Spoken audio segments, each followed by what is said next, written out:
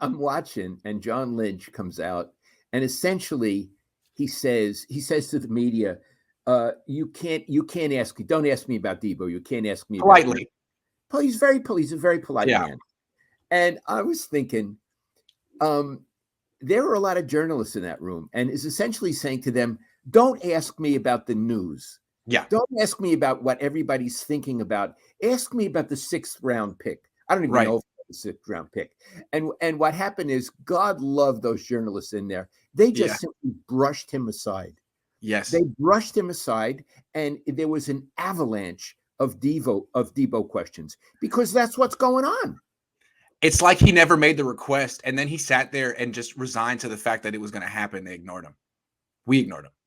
That's right. And so what I want to say is, John Lynch is a very impressive person. He's a Stanford graduate. That's impressive.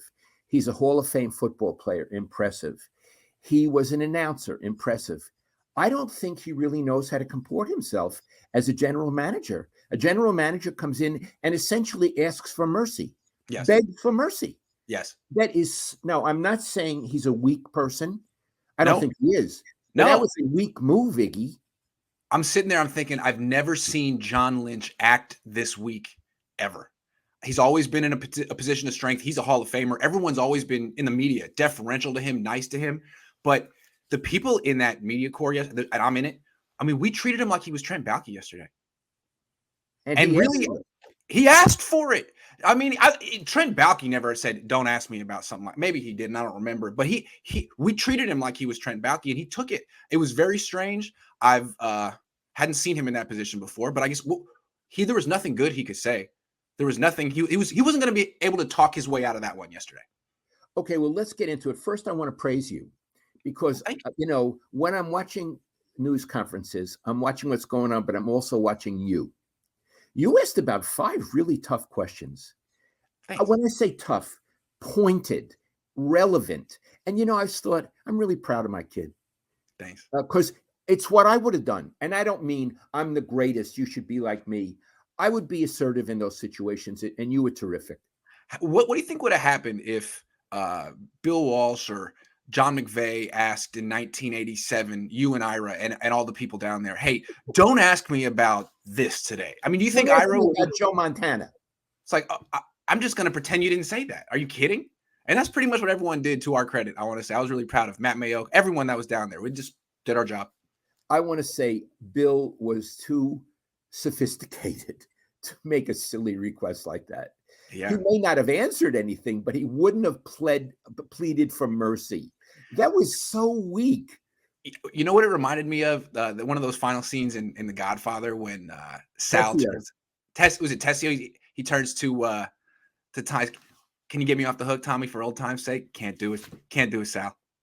Can't do it, Sally. Can't do it, Sally. Can't do it, Sally. I mean, that was us. Can't do it, John. Sorry. You made a request? Sorry. Can't do it. Got to do this.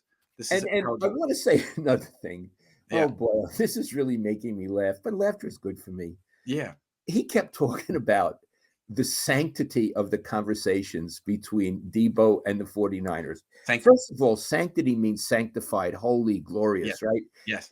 Like your mom, my wife, was brought up a Catholic. He's Catholic.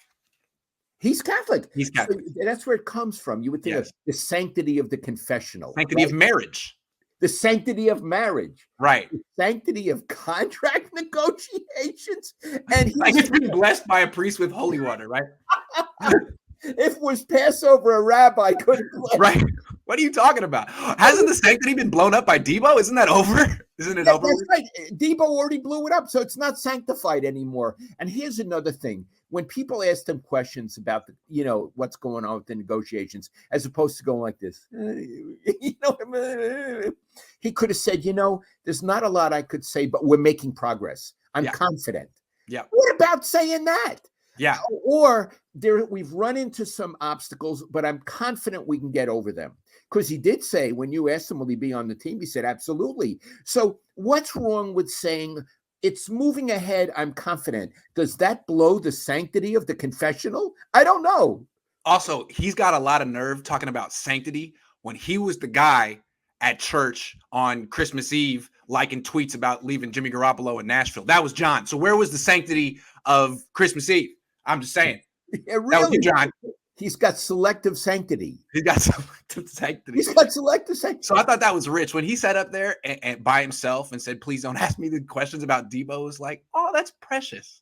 That is just precious that he thought that would work. Like he probably sat there for a week and with his trusted advisors, like, what am I going to do? I got it. Just ask him not to ask you. That's because you're so nice. They like me. Good one. Good one. Okay, I got another question. Yes. Where was Kyle Shanahan yesterday? That was the best part. Last year, when they made the move up for the quarterback, he wanted to be there and talk, with John Lynch. This year, when there's nothing good to talk about other than why Jimmy's still on the team and why Debo's about to be off the team or doesn't want to be on the team anymore, Kyle's like, "Hey, John, you got that one. Why don't you take the bullets for that one, huh?"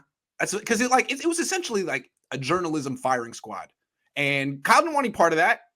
What am I supposed to say? I can't defend myself. There's nothing good I can say. Yeah, it's probably not looking good with Debo. Debo hates us. We're going to hold on to him. Hope that he no longer hates us. But no, he really hates us. And this could get worse. I mean, frankly, this could get a lot worse. So, I mean, what do you want to say? Yeah. So, Iggy, they said poor John Lynch as the sacrifice. And they sacrificed him to the thing where he goes his ear and he's like rubbing his hands. Look, if something goes bad this year and they miss playoffs, he's the one that would be the low man on the totem pole if anything were to happen. Because I don't even know what his job is really. He's supposed to be the mouthpiece. One more thing I want to say, John Lynch. Okay, we were very hard on him today. We gave him an F or a D- for his performance. He was funny, and I even compared him to Trent Baalke. This is a guy who doesn't need to be doing this job. He is a Hall of Fame player. He gets offers every year to go back and be an announcer. He wanted to take this job because he likes to compete. The problem is this job brings this out of people. You end up going up there and saying stuff like this one day. And it's like, John, really? Like, did you need to do this? You need to be the guy up there that said, we take care of our players for the most part. Like, come on, that's beneath you. Why did you do that? Yeah. So I don't know if that's a tough job. I don't know if I want to be the guy that has to go out there and answer questions when there's nothing good you can say. And could you please not ask me the hard questions today? Oh my God. John, what happened? What happened? How did that come out of your mouth? You didn't need to do this. It's like telling a wide receiver when he was playing, please don't run fast on these plays. It's right. Please don't run fast. I'm trying to get a contract. I want to stay in the league. And if you run fast and I can't keep up with you, I'll be in trouble. It's like saying that. Because the way I look at it is those interactions, those press conferences, that's big league competition too. All the people in the rooms are the top of their profession, and the people they're interviewing are the top of their profession. And we're not there to ask softball questions. It's not high school. It's not college. It's the pros. And what Harbaugh wrote to you when you retired was how he always appreciated that you brought the high heat. It was the big leagues, and it was like part of being in the NFL was dealing with someone like you every day. You know what I mean? Not dealing with you, but rising to the challenge of you every day. That's how Jim looked at it. And Lynch sort of like shrank away from it yesterday, and I just couldn't freaking believe. That's John Lynch. That's John Lynch, one of the greatest players ever. If it were boxing, he took a knee in the first round. I couldn't believe it. It's like, wow, man. Yeah, I couldn't. You know what, Iggy? That's right. I'm watching, and I'm thinking, I can't believe what I'm seeing. Why are you doing this to yourself? Yeah. You should have just taken the job. Because you're a good guy, John.